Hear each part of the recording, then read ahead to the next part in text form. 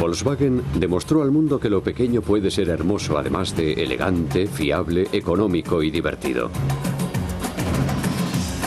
El escarabajo revolucionó el mundo del automóvil cuando irrumpió en la escena de la posguerra. La forma de un escarabajo es tan reconocible como una botella de Coca-Cola. Se convirtió en un clásico, no porque fuese muy caro o muy raro, sino porque causó un gran impacto.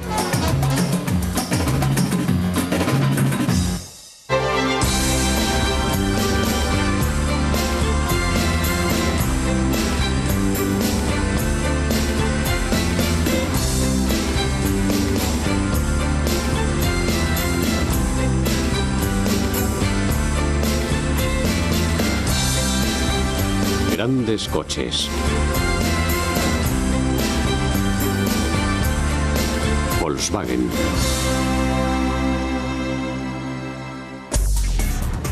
Hoy Volkswagen es una de las empresas más grandes del mundo. Sus fábricas y concesionarios se reparten por todo el globo.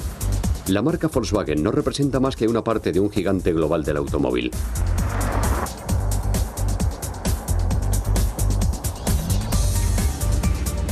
Es el dueño de Audi en Alemania, de Bentley en el Reino Unido, de Lamborghini en Italia y del resucitado Bugatti en Francia. Cuando empezó, nadie podría haberse imaginado que Volkswagen reuniría esta selección de marcas tan asombrosamente diversa. La empresa empezó a formarse en Alemania durante los años 30. Era una época turbulenta, pero los fabricantes de automóviles alemanes demostraban una fortaleza increíble, especialmente en las pistas de carreras. Las filiales alemanas de Ford y General Motors vendían más coches en Alemania que ninguna otra empresa. Pero los dos grupos alemanes, Mercedes-Benz y Auto Union, dominaban las carreras de Grand Prix. Había un hombre que había ayudado a ambos equipos con el diseño y la ingeniería de sus coches. Se llamaba Ferdinand Porsche. Porsche era un ingeniero con una capacidad extraordinaria.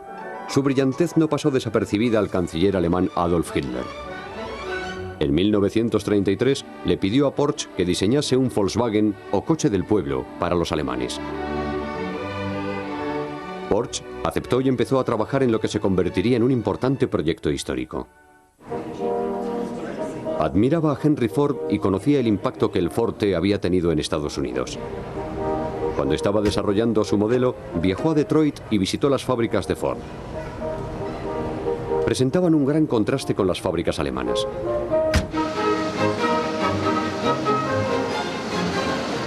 Aunque había empresas como BMW que fabricaban coches pequeños como el Dixie, en Alemania nadie había fabricado un coche económico producido en masa que equivaliese al Ford T.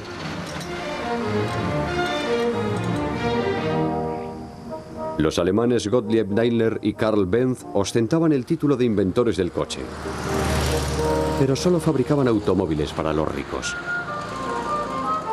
La gente corriente no podía permitirse sus grandes vehículos de lujo y sus máquinas deportivas superveloces. Porsche había sido el responsable de algunos de sus diseños más avanzados. Ahora le habían encargado diseñar el Ford T de Alemania. Tenía que proyectar un coche que no costase más que una motocicleta de tipo medio y que no consumiese mucha gasolina. Le sirvieron de base los diseños de 3 pequeños prototipos de coche que había efectuado en 1932 para el fabricante alemán de motocicletas NSU. Cuando recibió el nuevo encargo, volvió a revisar esos prototipos. Fabricó 3 prototipos más y los llamó Tipo 60.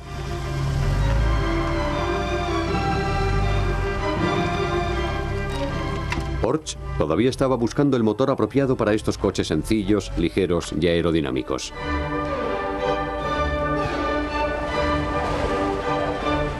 Sabía que tenían que llevar el motor en la parte de atrás para obtener una mejor tracción y que debían estar refrigerados por aire para impedir la congelación en invierno, de acuerdo con las particularidades del clima alemán.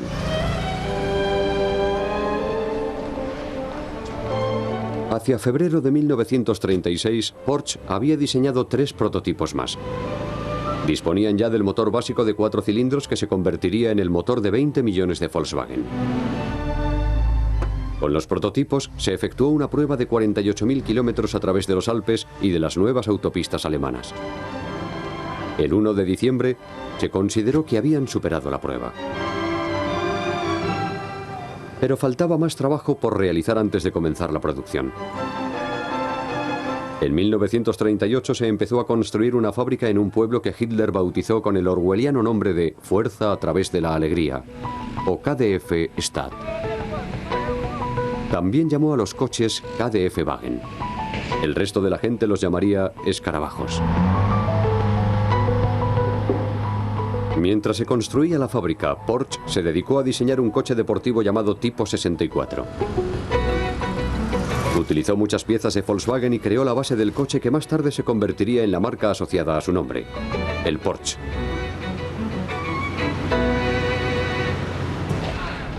Sus sueños de un coche de carreras y el futuro del Volkswagen quedaron interrumpidos cuando Hitler se puso al mando de sus ejércitos e invadió Polonia en septiembre de 1939. No se pudo atender los miles de pedidos que se habían recibido. Las pocas unidades que se habían fabricado fueron a parar a las autoridades del partido nazi. El resto del país tendría que esperar hasta el final de la guerra. Cuando la guerra terminó en 1945, Alemania estaba en ruinas. Su cuenca industrial había quedado arrasada. Y la fábrica de Volkswagen no había sido la excepción.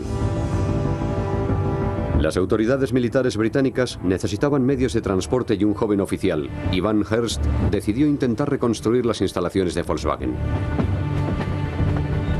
De entre las ruinas surgió una fábrica viable y productiva.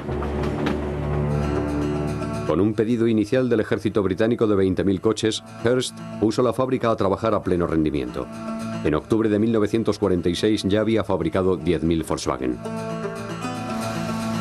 Enseguida se hizo patente que se trataba de un negocio rentable. Los británicos contrataron a un auténtico empresario, Heinrich Nordhoff, para dirigir Volkswagen. Además se dieron cuenta de que la empresa necesitaba inversores. Se ofreció a la Ford Motor Company la oportunidad de adquirir Volkswagen. Se dice que Henry Ford II, nieto del hombre al que admiraba Ferdinand Porsche, afirmó: "No creo que lo que nos están ofreciendo valga un comino". En su lugar, Ford decidió reconstruir su propia filial alemana, Taunus. Es interesante especular con lo que hubiese ocurrido si Ford se hubiese hecho entonces con Volkswagen. Nordhoff se dio cuenta de que existían desafíos y dijo: "El escarabajo tiene tantos defectos como pulgas un perro". Pero la demanda de coches se incrementó a medida que se recuperaba la economía alemana. Un Volkswagen nuevo o usado era una buena compra para la gente que necesitaba un medio de transporte básico. A la rápida transformación de posguerra del país se la denominó el milagro económico alemán.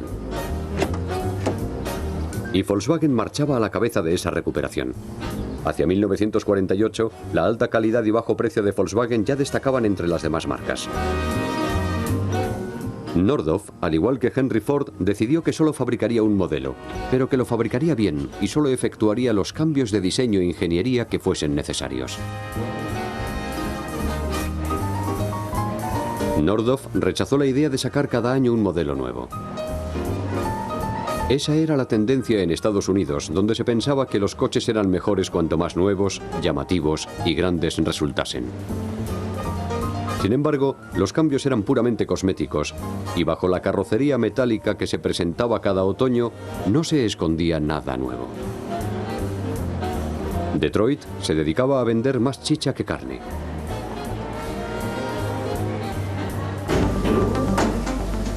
Nordhoff se concentró en efectuar cambios evolutivos que añadían valor a los coches.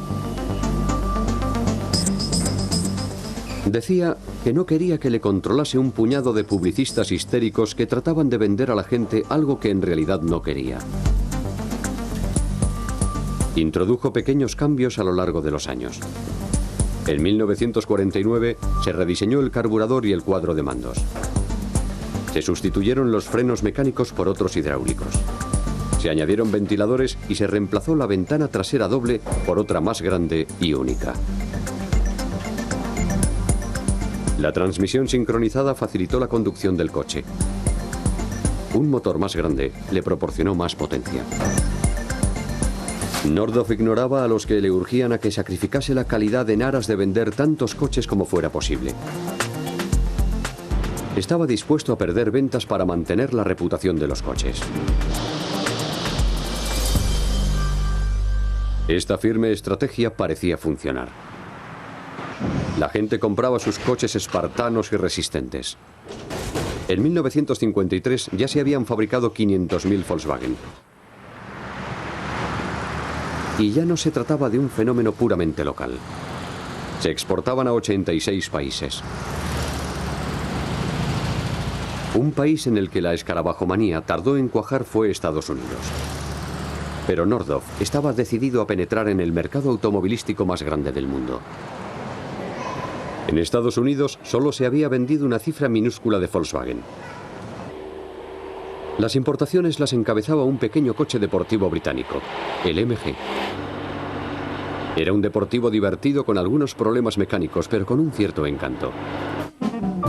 El coche extranjero más de moda en ese momento era el Jaguar. Las ventas a Estados Unidos obligaban a la fábrica británica a trabajar 2 turnos. Incluso así, los clientes tenían que esperar entre 4 y 6 meses para recibir sus pedidos. Muchos estadounidenses ricos aficionados a los automóviles deportivos querían hacerse con un nuevo coche alemán del que habían oído hablar: el Porsche. Utilizando el Porsche como cebo, Nordhoff llegó a un acuerdo con un importador de Nueva York al que garantizaba el acceso a la marca de deportivos y también comercializaba los Volkswagen.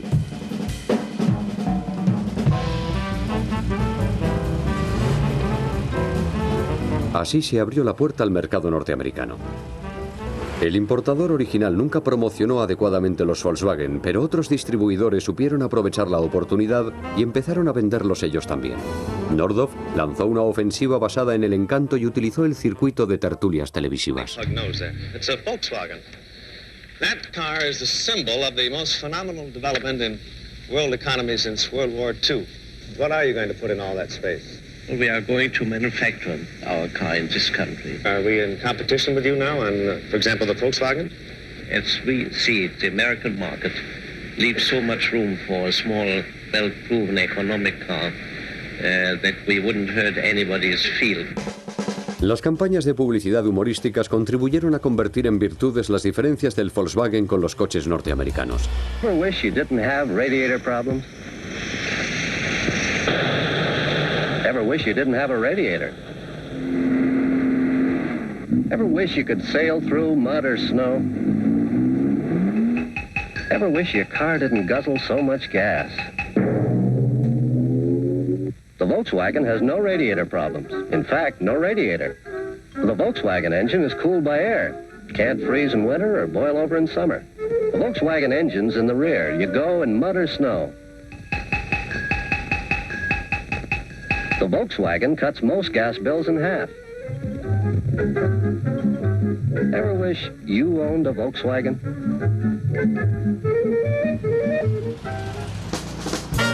El enfoque cómico contribuía además a diluir la aversión a adquirir coches de un enemigo reciente.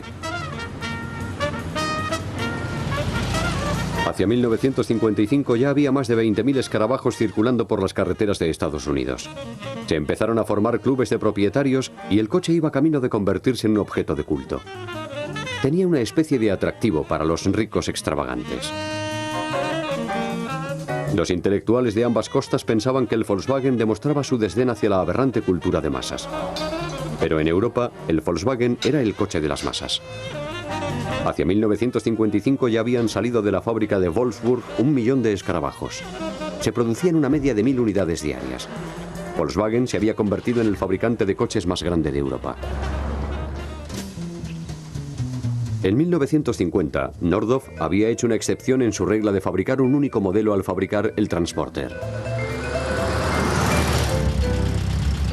Era una furgoneta versátil en la que los trabajadores podían cargar prácticamente cualquier cosa. Incluso empezó a reemplazar al San Bernardo en las pistas de esquí. Tuvo un gran éxito en todo el mundo. Las furgonetas Volkswagen se hicieron extremadamente populares entre los surfistas escasos de fondos del sur de California y la generación hippie de San Francisco.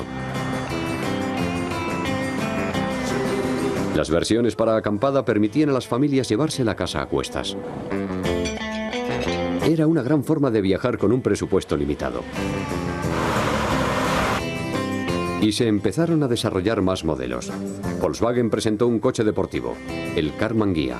Algunos lo denominaron el Porsche de los pobres.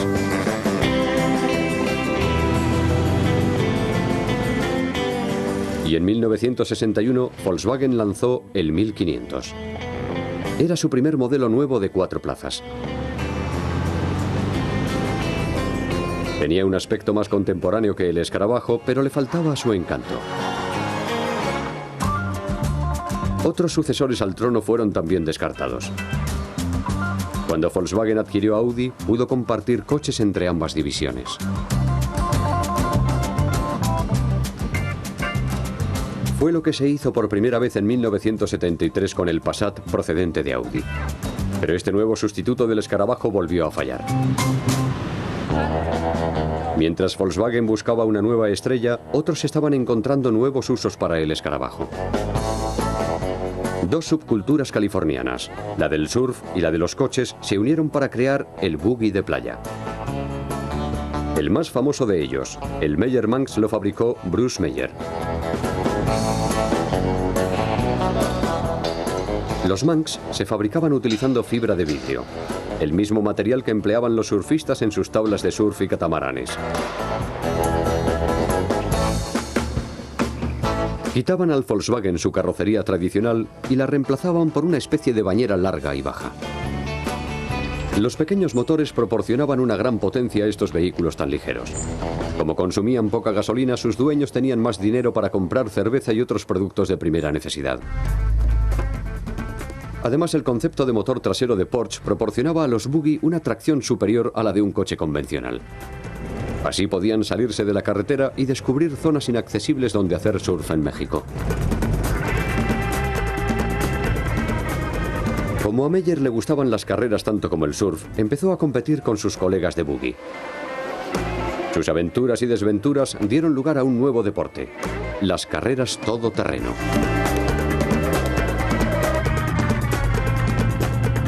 Hacia 1967, la carrera de Baja Mil ya era un acontecimiento anual que atraía a miles de espectadores y coches.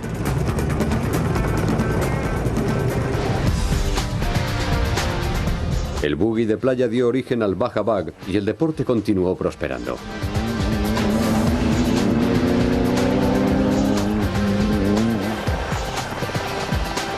Hoy en día, en esta carrera campo a través participan anualmente más de 200 coches procedentes de todo Estados Unidos y de más de 10 países.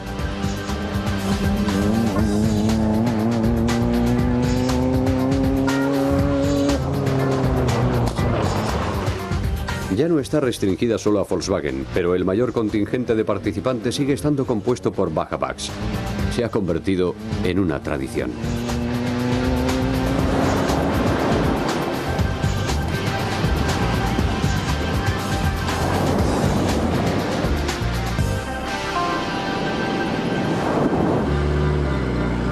A finales de los años 70, Volkswagen decidió que el Golf podía sustituir al escarabajo.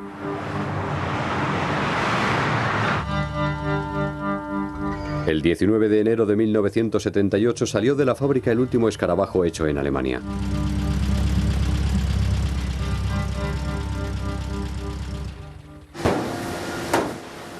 Pero todavía se siguió fabricando en muchos sitios, como en la gran fábrica de Ciudad de México que producía más de 40.000 escarabajos clásicos al año.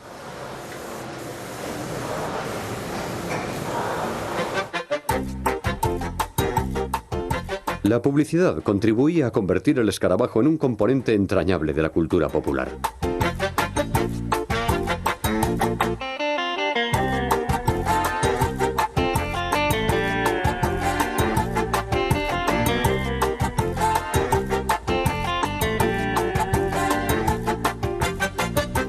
Estos escarabajos espartanos llegaron a ser el Forte de México. Servía de coche de policía, taxi, ambulancia, furgoneta de reparto y vehículo familiar. Su velocidad máxima de 130 km por hora procedía de un motor que se parecía mucho al diseño original de Porsche.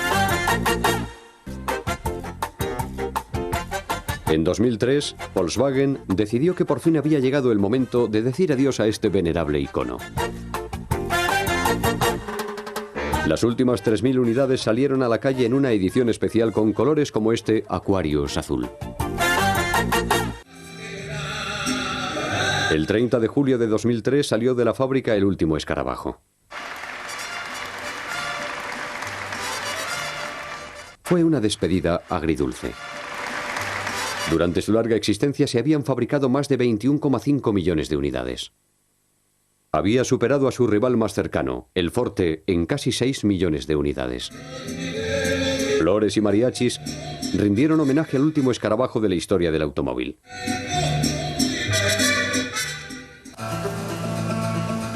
La moderna fábrica de México se encargaría de fabricar la quinta generación de Golf para exportar a Estados Unidos.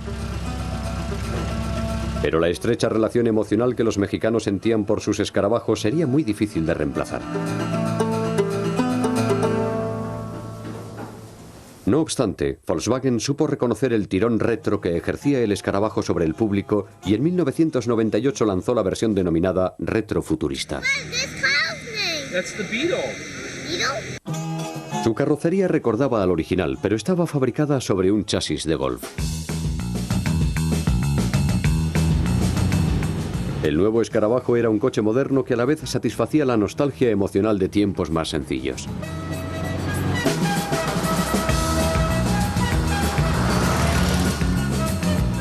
Atrajo a los compradores jóvenes de corazón, a los que no les importaba destacar entre la multitud, gente con ganas de divertirse. Ofrecía mucho más lujo y rendimiento que el escarabajo original, pero no dejaba dudas sobre su ascendencia. En 2003 apareció un nuevo escarabajo descapotable. Volkswagen había fabricado sus primeros descapotables en 1949. Mucha gente había tenido su primera ocasión de conducir a cielo abierto en uno de ellos. El nuevo modelo no se parecía nada a su pariente lejano. Era más bajo, la ventana trasera era de cristal y la capota podía subirse y bajarse en 13 segundos apretando un simple botón. Llevaba un motor de 115 o 150 caballos que, unido a una transmisión automática de 6 velocidades, lo convertía en un coche más potente que 4 motores del modelo original combinados. Estaba claro que Volkswagen no era una empresa que adormecía en el pasado. Tenía puestos los ojos en el futuro. Y la historia del escarabajo todoterreno puede formar parte de ese futuro. Inspirada en los Meyer-Manx y los Baja-Bugs, Volkswagen creó el Dune. El concepto en el que se basó es el de un coche de techo abierto que navega por las dunas. Es un escarabajo que puede llevarte más allá de donde termina la carretera. Para aquellos que no podían esperar al escarabajo todoterreno, Volkswagen creó el Touareg, un todoterreno con V8 opcional. Era una combinación de berlina de lujo y todoterreno diseñado para competir contra Land Rover, Lexus y otros todoterrenos de gama alta. Constituía otro indicador de lo lejos que había llegado la empresa que empezó fabricando coches de bajo coste para el pueblo. Las características del Touareg le permitieron participar en el Rally París-Dakar y obtener el premio Motor Tren 2004 al todoterreno del año.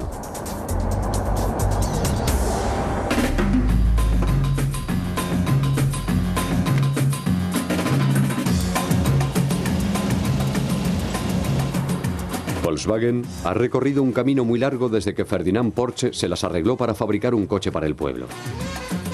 Se puede decir que fue literalmente el motor que sacó a Alemania adelante después de la Segunda Guerra Mundial.